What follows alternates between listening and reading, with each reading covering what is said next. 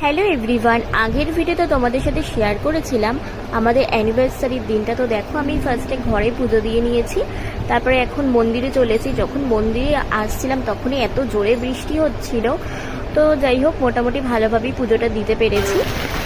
তো পুজো দিয়ে বাড়ি চলে আসলাম, আর বাড়িতে এসে দেখো এখন আমি রান্না বসিয়ে দিয়েছি।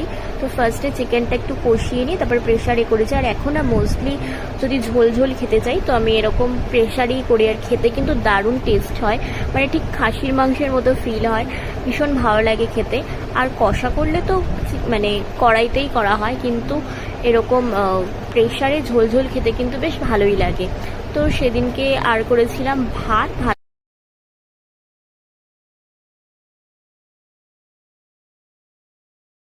আর এইদিকে দেখো কাকিমা এগুলো দিয়ে গেছে। এখানে রয়েছে উচ্ছে আলু ভাজা, পটল বাটা আর মাছের ডিম দিয়ে আলু দিয়ে একটা তরকারি।